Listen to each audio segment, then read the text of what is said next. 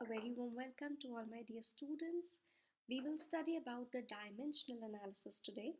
Dimensional analysis एक बहुत ही important topic है जो कि units and measurement का part है, right? हम पहले we'll try to understand what are physical quantities, what are the different ways in which we can divide the units, and उसके बाद we will understand what are dimensions and what are the different applications of dimensions. पूरे video को आराम से and तक देखिए और अगर आपको लगता है कि आपको ये पहले से आता है तो आप वीडियो को 1.5x करके भी देख सकते हो. Now, to start with, firstly we will understand what is a physical quantity. Physical quantities are those which can be measured. कोई भी ऐसी क्वांटिटी जिसको आप मेजर कर सको आप उसको फिजिकल क्वांटिटी बोलते हैं. फिजिकल क्वांटिटीज़ को मेजर करने के लिए we make use of the SI system of units. आपके पास जितने भी यूनिट्स हैं हम सभी यूनिट्स को तीन कैटेगरीज में डिवाइड करते हैं. The fundamental units, the derived units and the supplementary units. अब ये तीनों क्या हैं इनको एक एक बारी we will try to understand. Fundamental units वो होते हैं which are independent of any other unit. ये दे एग्जिस्ट इंडिपेंडेंटली, इनको किसी और सहारे की ज़रूरत नहीं है, ये अकेले ही इनफ है. Okay, so they exist independently. On the other hand हमारे पास है डिराइव्ड यूनिट्स जो कि फंडामेंटल यूनिट्स से डिराइव किए गए हैं. फॉर एग्जांपल, जैसे कि अगर आपके पास मास है, आपके पास लेंथ है, तो ये हमारे फंडामेंटल यूनिट्स हैं. एट द सेम टाइम अगर मैं आपको बोलूँ मीटर पर सेकेंड जो कि यूनिट ऑफ स्पीड है, ये एक डिराइव्ड यूनिट है. ये डिराइव्ड यूनिट क्यों है? क्योंकि ये दो fundamental units that is metre and length का मीटर जो कि लेंथ का यूनिट है एंड टाइम का यूनिट जो सेकेंड है, उन दोनों यूनिट्स को कंबाइन करके बनाया गया है. That is why this is a derived unit. Thirdly, we come on to supplementary units. Supplementary units होते तो units है and they are fundamental also because they are independent. But at the same time इनकी कोई dimension नहीं होती है. They are dimensionless. The two examples for the supplementary units are plane angle measured in radians, solid angle measured in steradian. Supplementary units को fundamental units का part नहीं बना सकते क्योंकि इनके पास कोई dimension नहीं होता है. फंडामेंटल यूनिट्स के पास डायमेंशन भी है और वो इंडिपेंडेंट भी है, लेकिन सप्लीमेंट्री यूनिट ये सिर्फ इंडिपेंडेंट है, इनके पास कोई डायमेंशन नहीं है. That is why we have to keep that separately. अब हम कुछ और एग्जांपल्स देखेंगे फंडामेंटल यूनिट्स के और डिराइव्ड यूनिट्स के भी. फंडामेंटल यूनिट्स और फंडामेंटल क्वांटिटीज़ जनरली हम 7 फंडामेंटल यूनिट्स और क्वांटिटीज़ की बात करते हैं. Fundamental quantities can be like mass, can be length, time, temperature, current, amount of a substance, intensity of light. हमारे पास ये 7 मेन फंडामेंटल क्वांटिटीज़ हैं. मास को हम मेजर करते हैं किलोग्राम्स में, लेंथ को मेजर करते हैं मीटर में, time is measured in seconds, temperature is measured in kelvin, current is measured in amperes, amount of substance is measured in mole. Mostly आपने मोल यूज़ किया होगा केमिस्ट्री में, 10th ग्रेड में भी यूज़ किया होगा साइंस में. And then intensity of light is measured in candela. ये 7 फंडामेंटल यूनिट्स हैं और उनकी फंडामेंटल क्वांटिटीज़ हैं. ठीक है, इन सब के सिंबल हमने राइट साइड पे दे दिए. अब क्वेश्चन ये पूछा जाता है कि क्या ये 7 फंडामेंटल क्वांटिटीज़ ही एग्जिस्ट करती हैं इस दुनिया में? The answer is no. ये 7 मेन फंडामेंटल क्वांटिटीज़ हैं और हम हर डिराइव्ड क्वांटिटी को इन फंडामेंटल क्वांटिटीज़ के टर्म में लिखने की कोशिश करते हैं. लेकिन ऐसा भी हो सकता है कि एक दिन मैं चाहूँ कि आज मुझे इस क्वांटिटी को फंडामेंटल क्वांटिटी नहीं लेना है, मैं कोई और क्वांटिटी को फंडामेंटल क्वांटिटी मानकर क्वेश्चन सॉल्व कर दूँ. ऐसा भी हो सकता है.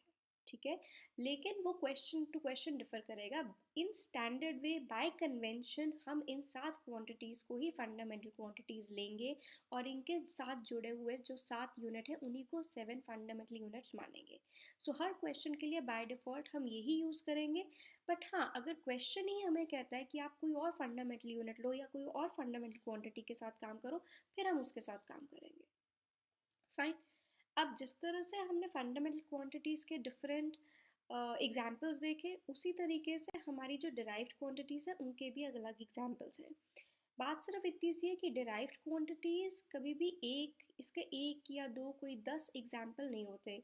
डिराइव्ड क्वांटिटीज के बहुत सारे एग्जांपल्स हैं। Speed, force, energy, power, pressure, जो कि यहाँ पे मैंने बोर्ड पर लिख दी है, ये एक limited number of derived quantities हैं, लेकिन इसके अलावा भी और भी बहुत सारी डिराइव्ड क्वांटिटीज एग्जिस्ट करती हैं। Fine, just for simplicity, just because मुझे आप लोगों को बताना है, समझाना है, इसलिए मैंने ये 5 क्वांटिटीज ली हैं। स्पीड एक डिराइव्ड क्वांटिटी है, तो इसका डिराइव्ड यूनिट कैसे निकलेगा? स्पीड का फॉर्मूला होता है डिस्टेंस अपॉन टाइम। डिस्टेंस को मैं मेजर करूंगी मीटर में, डिस्टेंस मतलब लेंथ, लेंथ का फंडामेंटल यूनिट है मीटर, टाइम का फंडामेंटल यूनिट है सेकेंड। तो जो मेरी स्पीड है वो मेजर होगी मीटर पर सेकेंड में। तो मेरा डिराइव्ड यूनिट क्या बना? मीटर पर सेकेंड, या मैं इसको लिख सकती हूँ ms-1। सो ये एक डिराइव्ड यूनिट है, बिकॉज ये दो फंडामेंटल यूनिट्स पे डिपेंड करता है। उसी तरीके से अगर मैं फोर्स की बात करूँ, force is mass times acceleration. Mass का यूनिट होता है केजी और एक्सेलरेशन का यूनिट होता है मीटर पर सेकेंड स्क्वायर। अब अगर मैं इनको कंबाइन करूँ तो मेरे पास फोर्स का डिराइव्ड यूनिट आता है KG metre per second square. अब ये जो एक यूनिट है इसको हम न्यूटन का नाम भी देते हैं, जिसका मतलब है कि न्यूटन भी एक डिराइव्ड यूनिट है। Newton which is same as KG metre per second square भी एक डिराइव्ड यूनिट है। उसके बाद अगली क्वांटिटी जो हमारे पास दी गई है वो है energy. Energy is same as work, energy का यूनिट भी वर्क की तरह ही होता है। तो energy generally measure as force into distance. Force का डिराइव्ड यूनिट हमने अभी ऊपर लिखा है KG metre per second square. अब इस सेम यूनिट को अगर मैं मीटर से मल्टीप्लाई कर दूं तो मेरे पास आ जाएगा meter square. So kg metre square second minus 2, ये एनर्जी का डिराइव्ड यूनिट है और इसको हम जूल भी बोलते हैं। Then comes in power. Power is nothing. Power को हम define करते हैं as energy by time. So अगर मैं power के derived unit को time से divide कर दूँ तो मेरे पास आएगा kg metre square second minus 2, इसको मैंने डिवाइड किया सेकेंड से। सेकेंड डिनोमिनेटर में है, उसकी पावर है 1, जब वो न्यूमरेटर में जाएगा उसकी पावर बन जाएगी -1।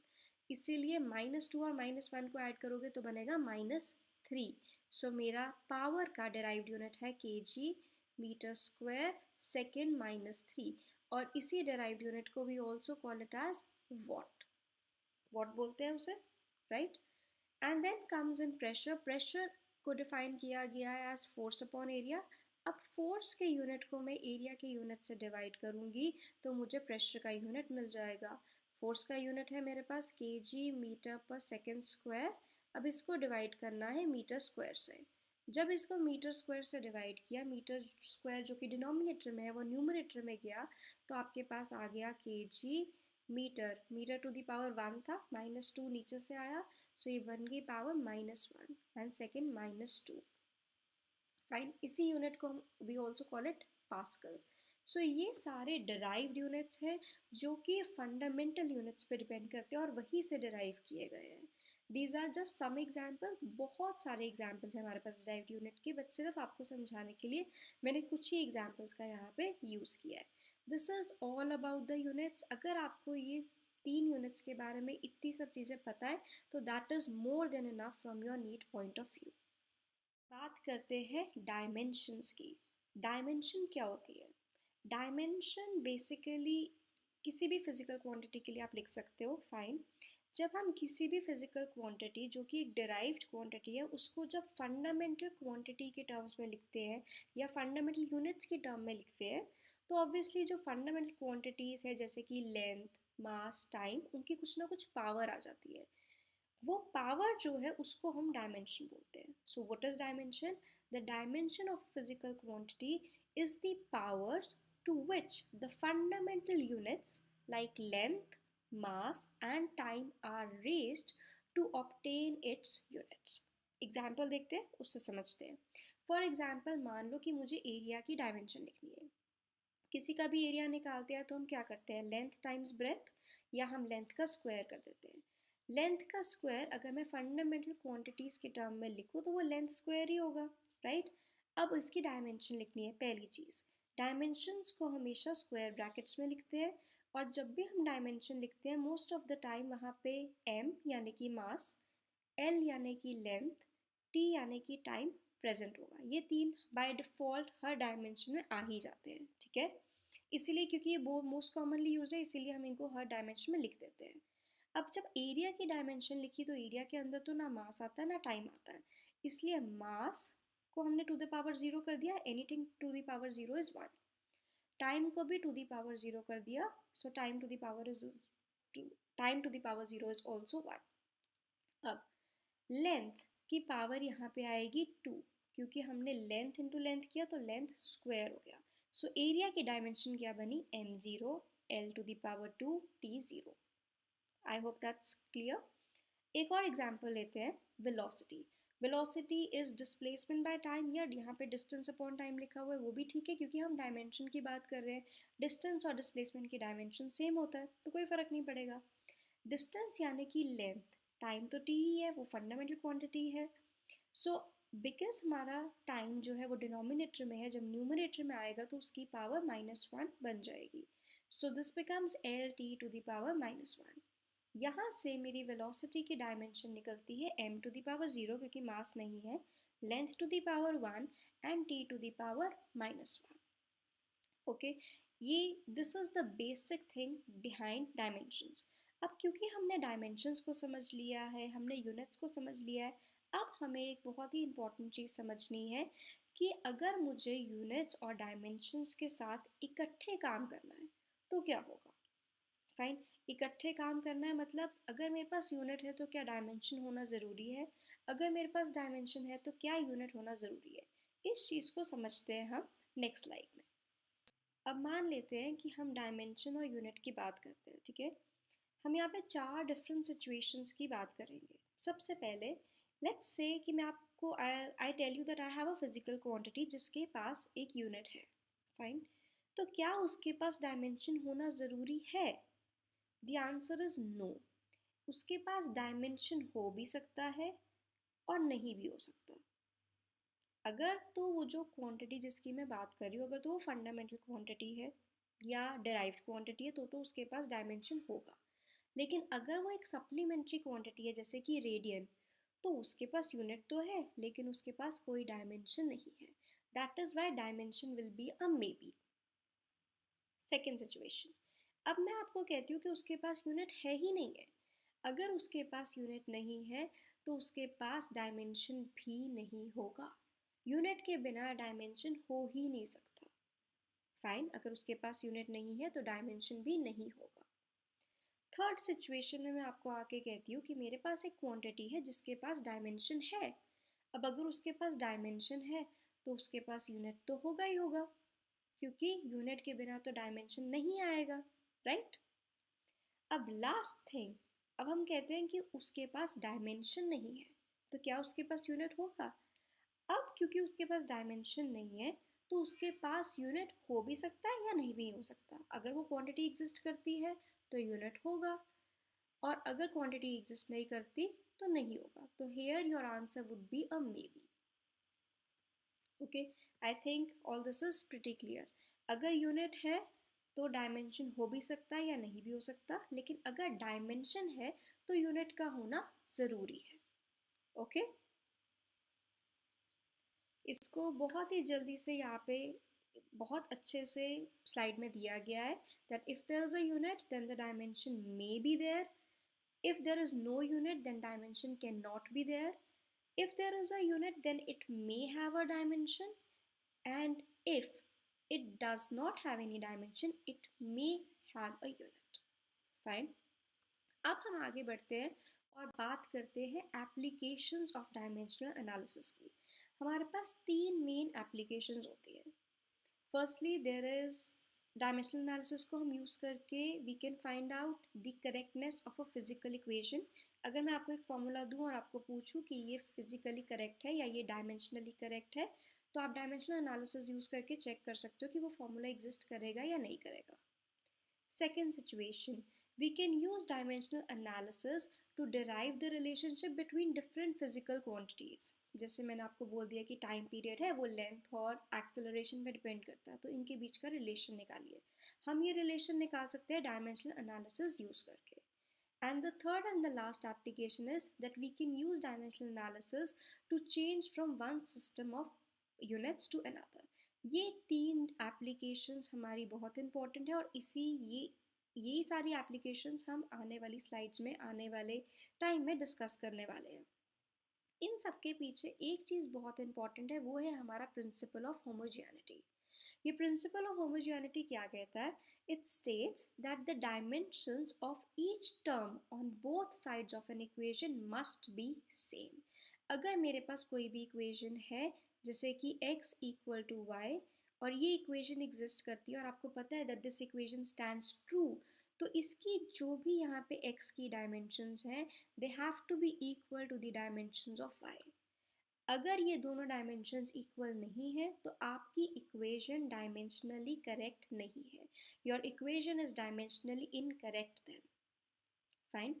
अब इन सारी एप्लीकेशंस को हम यूज़ करेंगे, हम एक एक दो दो क्वेश्चन करेंगे हर एप्लीकेशन। प्रिंसिपल ऑफ होमोजेनिटी को अप्लाई करने के लिए there are few basic things जो कि आपको आनी चाहिए। फॉर एग्जाम्पल, अगर हमें दो क्वांटिटीज़ को ऐड करना है और सब्ट्रैक्ट करना है, so if you want to add or subtract two quantities then they have to be of the same dimension for sure।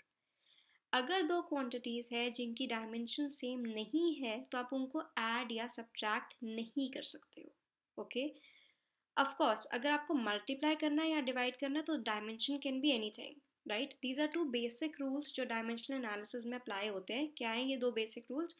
अगर आपको ऐड या सब्ट्रैक्ट करना है तो डायमेंशन सेम होनी ज़रूरी है, there are no exceptions to this. इसी तरीके से अगर आपको मल्टीप्लाई करना है या डिवाइड करना है तो हमारे पास डायमेंशन की कोई लिमिटेशन नहीं है, कोई बाउंडेशन नहीं है। आप डायमेंशन कुछ भी हो आप उनको मल्टीप्लाई कर सकते हो, डिवाइड कर सकते हो। सो बेसिक सा एग्जांपल लेते हैं, जैसे कि अगर लेंथ है तो लेंथ के साथ आप लेंथ को ऐड कर सकते हो। फॉर एग्जाम्पल 1 मीटर है तो इनको ऐड करके आप बोल दोगे कि 2 मीटर्स बन जाता है। So it is correct. लेकिन अगर मैं बोलूँ कि 1 मीटर और 1 kg को ऐड कर दो तो क्या ये पॉसिबल है? ये पॉसिबल नहीं है। Therefore we say that only the quantities that have the same dimension can be added or subtracted। Multiply आप किसी को भी कर सकते हो, 1 मीटर और 1 kg को मल्टीप्लाई करके 1 kg मीटर बना दोगे तो उससे कोई फर्क नहीं पड़ेगा। मल्टीप्लाई डिवीजन में there is no rule as per the dimensional analysis. Fine. अब जब हमने ये चीज़ समझ ली है तो हम फर्स्ट एप्लीकेशन को अप्लाई करते हैं।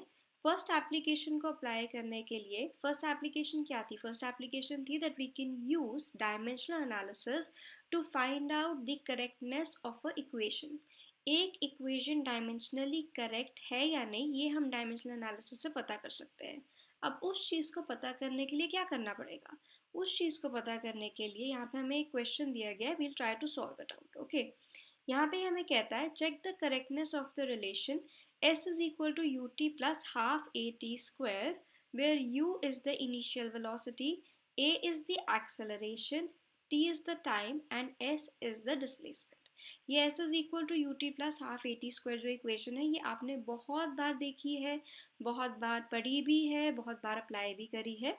इसी इक्वेशन को यूज़ करते हैं और इसको एनालाइज करने की कोशिश करते हैं कि क्या ये इक्वेशन डायमेंशनली करेक्ट है या नहीं। सो डायमेंशनली करेक्ट या इनकरेक्ट के लिए आप पहले LHS की बात करो। LHS में हमारे पास है डिस्प्लेसमेंट। डिस्प्लेसमेंट की डायमेंशन क्या होती है? m0, कोई मास नहीं है, लेंथ आएगा l to the power 1 and t to the power 0। ये मेरे LHS की डायमेंशन है। अगर मेरे पास RHS की भी सेम डायमेंशन आती है तो ये इक्वेशन डायमेंशनली करेक्ट है, वरना ये डायमेंशनली इनकरेक्ट है। So let us look at the RHS now. अब RHS में मेरे पास है UT plus half AT square. अगर मैं UT की बात करूं तो U मीन्स वेलोसिटी, तो वेलोसिटी की डायमेंशन क्या होती है? वेलोसिटी की डायमेंशन होती है m0 L1 t-1। और अगर मैं टाइम की बात करूँ, टाइम की डायमेंशन है simply t to the power 1। ये मेरे ut वाले पार्ट की डायमेंशन है। अब इसी तरीके से अगर मैं हाफ AT स्क्वायर की बात करूँ, हाफ की कोई डायमेंशन नहीं होती। एक्सेलरेशन की डायमेंशन हमें पता है, it is m0 L1 t-2। और साथ ही साथ जो आपके पास टाइम का स्क्वायर है तो आपके पास एक +2 डायमेंशन भी आ रही है टाइम की तरफ से। अब ध्यान से देखो, अगर यहाँ पर मैं इस -1 और +1 को ऐड कर देती हूँ तो 0 बन जाता है। सो मेरे पास यहाँ पे डायमेंशन आ गई ut वाले पार्ट की टुगेदर डायमेंशन जो है m0, l1 and t0 plus m0, l1, t0, right. अब ये जो दो क्वांटिटीज हम ऐड कर रहे हैं दोनों की डायमेंशन सेम है, तो इतना तो सही है कि जो राइट साइड पे लिखा है वो सही है। राइट साइड पे जो लिखा है वो सही क्यों है? क्योंकि जो दो क्वांटिटीज को ऐड किया जा रहा है उन दोनों की डायमेंशन सेम है। अब इन दोनों की डायमेंशन, क्योंकि वो सिर्फ लेंथ ही है, लेंथ के साथ लेंथ को ऐड करोगे तो फाइनल डायमेंशन भी लेंथ ही आएगी, और वही हमारी LHS की डायमेंशन है। क्योंकि हमारे LHS की डायमेंशन और RHS की डायमेंशन इक्वल है, therefore this equation is dimensionally correct. Fine, इतनी सी चीज थी, हमें सिर्फ LHS की डायमेंशन लिखनी थी, RHS की डायमेंशन लिखनी थी, और हमारी प्रॉब्लम सॉल्व हो गई है। Fine, I hope you understand. अब डायमेंशन इसी करेक्टनेस के बेसिस पे, प्रिंसिपल ऑफ होमोजेनिटी के बेसिस पे हम एक नीट का क्वेश्चन सॉल्व करने वाले हैं। इट इज ऑन नीट 2024 का क्वेश्चन है हमारे सामने। A force defined by F is equal to alpha t square plus beta t acts on a particle at a given time. The factor which is dimensionless if alpha and beta are constants is. हमें इस question को solve करना है। अब इस question को solve करने के लिए लेफ्ट में हमारे पास है फोर्स, एंड फोर्स की डायमेंशन हमें पता है। फोर्स न्यूटन में मेजर होता है, kg metre per second square उसकी डायमेंशन है। तो फोर्स की डायमेंशन क्या है? m to the power 1, right, l to the power 1 and t to the power -2, right. अब ये जो दो क्वांटिटीज यहाँ पर ऐड हो रही हैं इन दोनों की डायमेंशन भी यही होगी। This has to be equal to the dimension of alpha T square and this also has to be equal to the dimension of beta T. क्यों? क्योंकि अल्फा टी स्क्वायर और बीटा टी को add किया जा रहा है, और अगर हम उन दोनों को ऐड कर रहे हैं तो उन दोनों की डायमेंशन सेम होनी चाहिए, और क्योंकि पूरे राइट साइड की इक्वेशन की डायमेंशन लेफ्ट साइड के इक्वल होनी चाहिए, that should also be true, right. तो हम यहाँ से अल्फा और बीटा की डायमेंशन निकाल लेते हैं बहुत इजीली। अल्फा की डायमेंशन हो गई फोर्स की dimension divided by time square. ये t टू दी पावर 2 है, न्यूमरेटर में जाएगा तो t टू दी पावर -2 बन जाएगा, -2 -2 -4 बन जाएगा। तो अल्फा की डायमेंशन आपके पास आ गई m1 l1 t to the power -4। अब बीटा की बात करते हैं। बीटा की डायमेंशन आएगी अगर हम फोर्स की डायमेंशन को टाइम से डिवाइड कर दें। हम एक बार टाइम से डिवाइड करते हैं यहाँ पे t to the power 1, t to the power 1 ऊपर जाके -1 बन जाएगा, so you will have m to the power 1 l to the power 1 t to the power -3। अब हमारे पास अल्फा और बीटा दोनों की डायमेंशंस आ गई हैं। दोनों की डायमेंशंस आ गई तो हम देख लेते हैं इनमें से डायमेंशनलेस क्वांटिटी कौन सी बनेगी, राइट। पहले ए ऑप्शन पे देखो, यहाँ पे बीटा को t से मल्टीप्लाई किया जा रहा है। जो बीटा की डायमेंशन है अगर मैं इसको t से मल्टीप्लाई करूंगी, suppose if I times this by t, तो यहाँ पे आ जाएगा मेरा t टू दी पावर -2, और इसको डिवाइड कर रहे हैं अल्फा से जिसके पास है t टू दी पावर -4। तो t टू दी पावर -2 और t टू दी पावर -4 को डिवाइड करके तो कभी भी डायमेंशनलेस क्वांटिटी नहीं बनेगी। अब सेकेंड ऑप्शन की बात करते हैं। सेकेंड ऑप्शन में जो अल्फा है उसको t से मल्टीप्लाई करा जा रहा है। अगर मैं इसको t से मल्टीप्लाई करूंगी तो ये -4 की पावर जो है +1 आ जाएगा तो -3 बन जाएगी। t to the power -3 divided by t to the power -3 मुझे डायमेंशनलेस क्वांटिटी देगा। तो ये जो बी ऑप्शन हमारी है this is the correct option. Why is this the correct option? क्योंकि मेरे पास m to the power 1 l to the power 1 t to the power -3 आया after multiplying it with time, और जब मैंने इसको डिवाइड किया m to the power 1 l to the power 1 t to the power -3 से, तो मेरे पास एक डायमेंशनलेस क्वांटिटी आ गई। और ये क्वेश्चन हमसे यही पूछा गया था कि डायमेंशनलेस क्वांटिटी कौन सी है।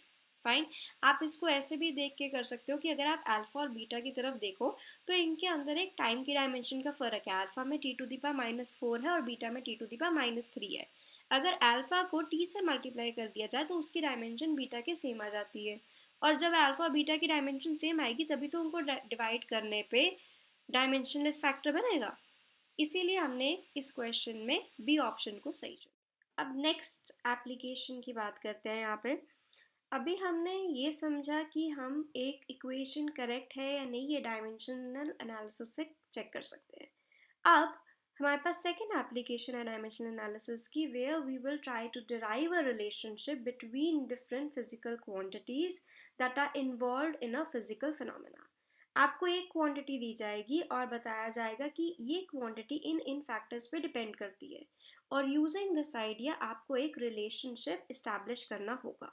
फॉर एग्जाम्पल हमारे पास एक क्वेश्चन है यहाँ पे, इसको समझने की कोशिश करते हैं।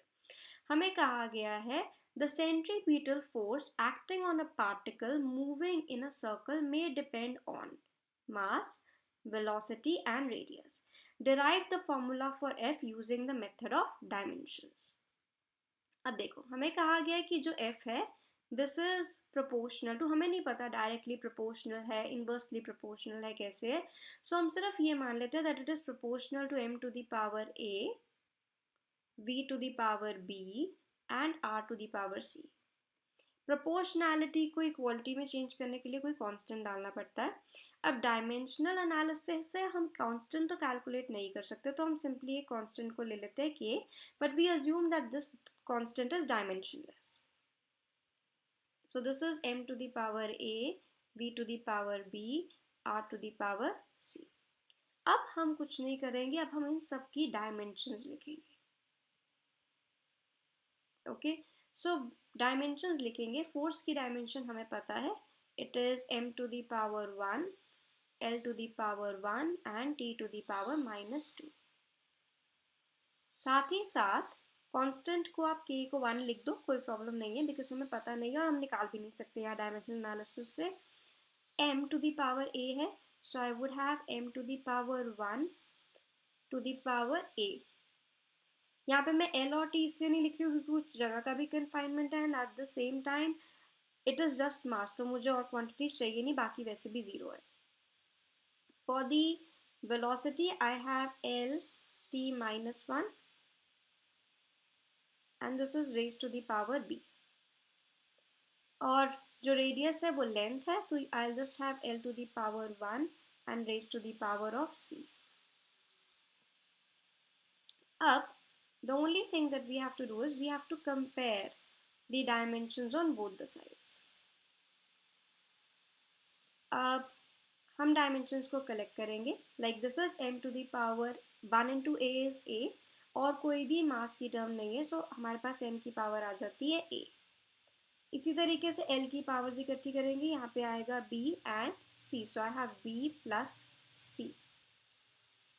Then you have t to the power -b।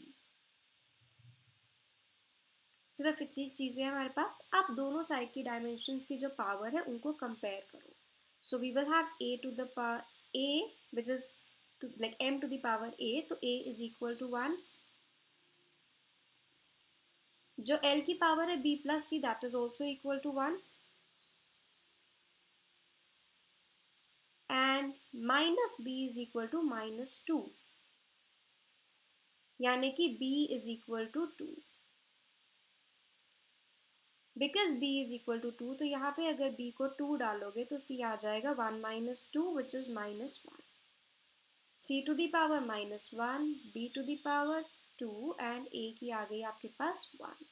अब अगर मैं इन सबको कंबाइन कर कर यहाँ पर लिखूं, so I will have f equal to, constant की वैल्यू मुझे नहीं पता, m to the power 1, b to the power 2, that means b square, r to the power -1। इस सेम फॉर्मूला को आप ऐसे भी लिख सकते हो, that we have f is equal to k mv square divided by r। -1 की power जब डिनोमिनेटर में जाएगी तो +1 बन जाएगी। फाइन, आई होप आप लोगों को समझ आया, and if you have any questions और any doubts please feel free to put in the comments. I will try to answer everybody. अब हम एक और नीट का क्वेश्चन सॉल्व करेंगे. It is based on the same concept जो कि मैंने आपको पिछली स्लाइड में सिखाया. फाइन. दिस इज नीट 2021 का क्वेश्चन क्या कहता है? क्वेश्चन कहता है if force F, acceleration A and time T are chosen as the fundamental physical quantities. जब मैं आपको fundamental physical quantities के बारे में बता रही थी, मैंने आपको एक चीज़ कही थी कि ज़रूरी नहीं है कि ये साथ ही fundamental physical quantities हो, इसके अलावा और भी fundamental quantities exist करती है या आप अज्यूम कर सकते हो बेसिकली. सो ये इस क्वेश्चन में उसने फोर्स, एक्सेलरेशन और टाइम को फंडामेंटल क्वांटिटीज माना गया है. फाइन. इनको फंडामेंटल क्वांटिटीज अज्यूम करके हमें डायमेंशन ऑफ एनर्जी निकालने को कहा गया है. See idea is still the same. हम क्या बोलेंगे? हम कहेंगे that the energy is some k times f to the power a ले लेते हैं, a to the power b ले लेते हैं, मतलब acceleration to the power b and time to the power c assume कर लेते हैं. अब हम फिर से इन सब की डायमेंशंस लिखेंगे. एनर्जी की डायमेंशन हमने पहले लिखी थी. It is m to the power 1, l to the power 2, t to the power -2. k को हम कांस्टेंट है, k को 1 ले लेते हैं, राइट. एंड फोर्स की डायमेंशन हमने पहले लिखी थी m to the power 1, l to the power 1, t to the power -2. Acceleration की dimension is l t -2. m is 0 उसमें, sorry, this is to the power a, this is to the power b, and time की dimension is just t to the power c. अब अगर मैं इन सबको combine करती हूँ, यहाँ पे मेरे पास है m to the power 1, l to the power 2, t to the power -2. अब फिर से इन सभी के कोफिशिएंट्स को कलेक्ट कर लेते हैं. I have m to the power a, m की और कोई टर्म नहीं है. Then I have l to the power a plus b, t to the power -2a -2b plus c. अब इन सबको इकट्ठा करते हैं. इन सबको इकट्ठा करके या दोनों साइड्स को अगर कंपेयर करते हैं, I get a is equal to 1. At the same time I get a plus b is equal to 2. a plus b 2 है और a 1 है, that means b is equal to 1.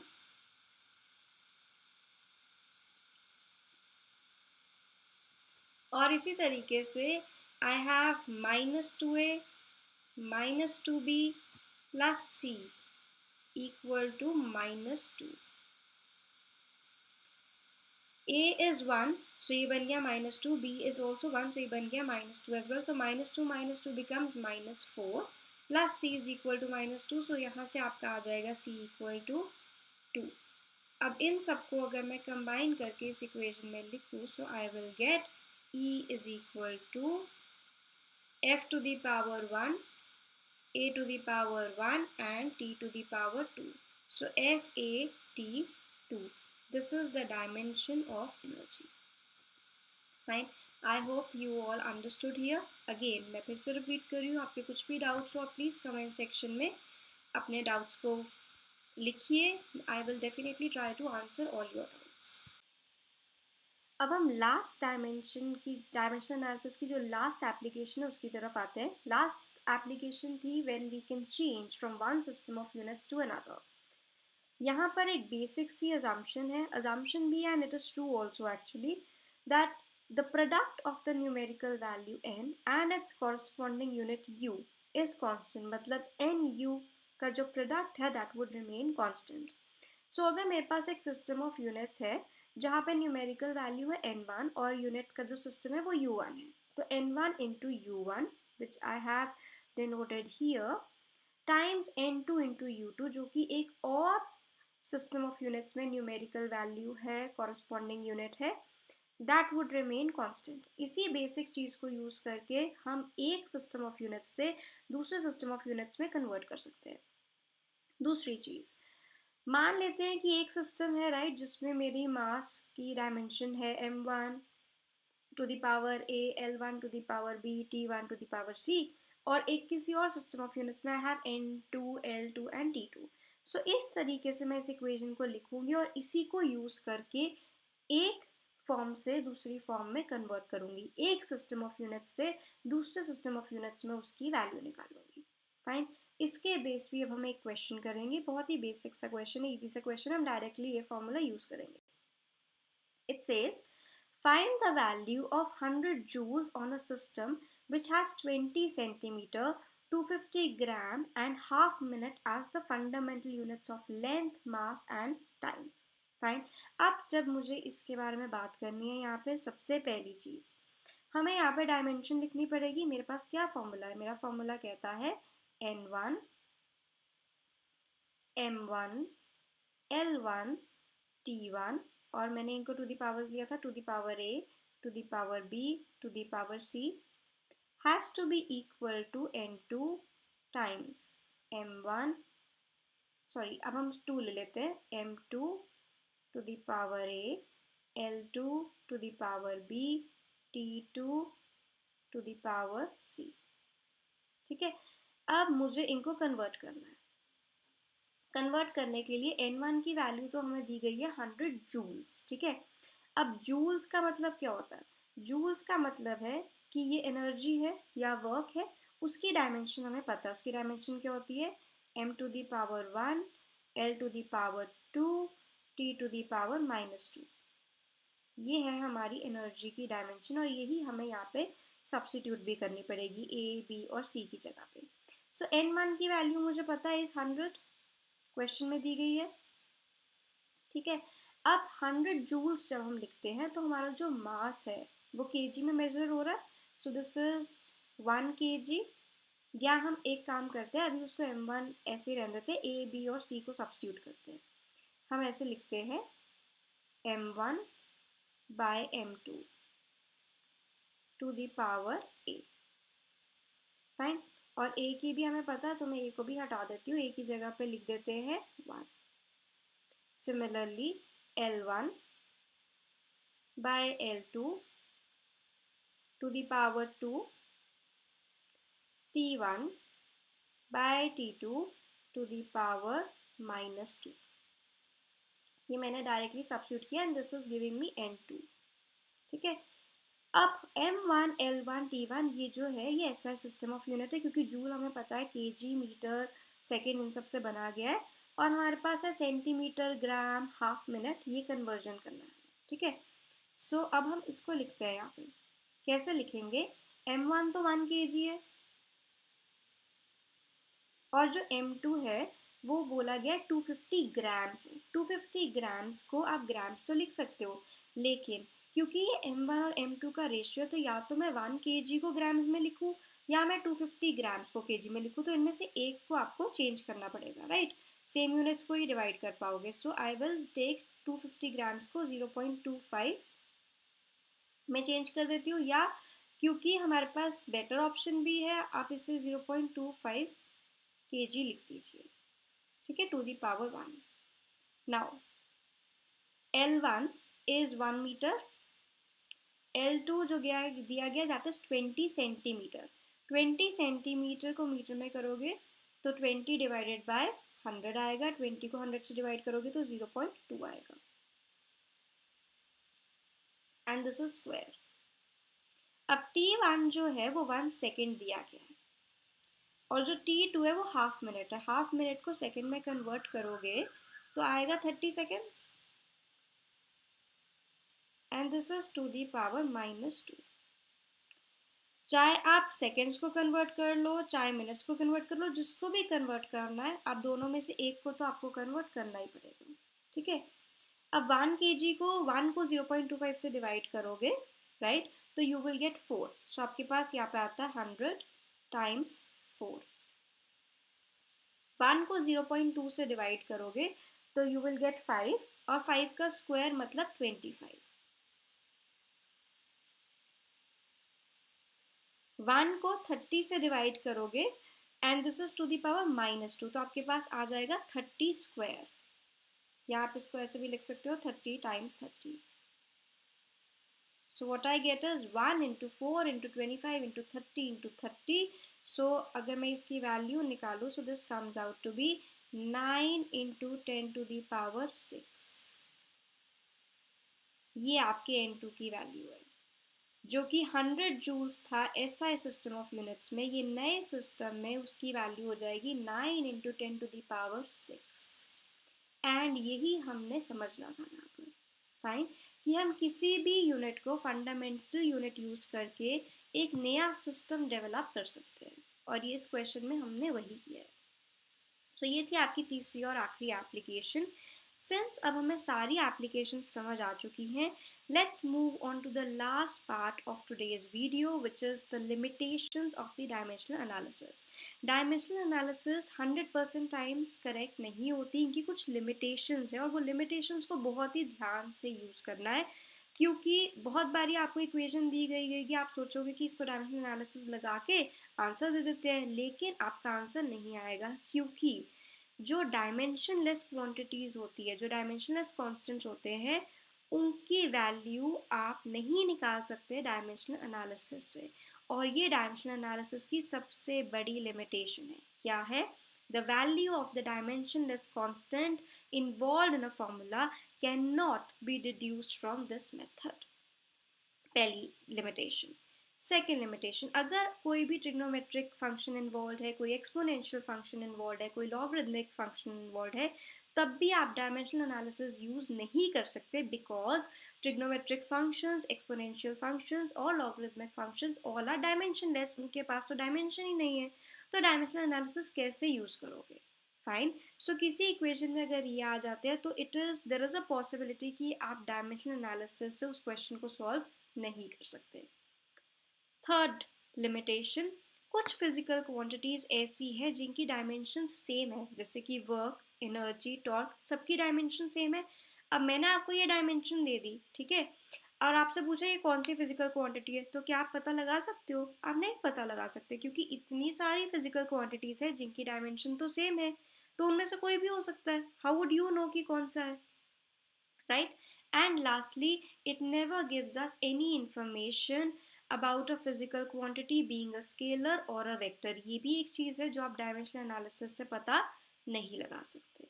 Fine, सो आज हमने dimensional analysis को बहुत ही अच्छे से समझा। अगर आपको ये प्रेजेंटेशन या क्लास नोट्स चाहिए तो नीचे लिंक दिया गया डिस्क्रिप्शन में, please download them. There are also practice sets available, उन सबके लिंक्स नीचे दिए गए हैं, you can use those. Secondly, if you like the video, if you understand the concept, और अगर आप कोई specific videos चाहते हो जो कि मैं create करूँ, then please comment, please subscribe to our channel, and I hope कि आप हमारी सारी videos को बहुत ही enjoy करें।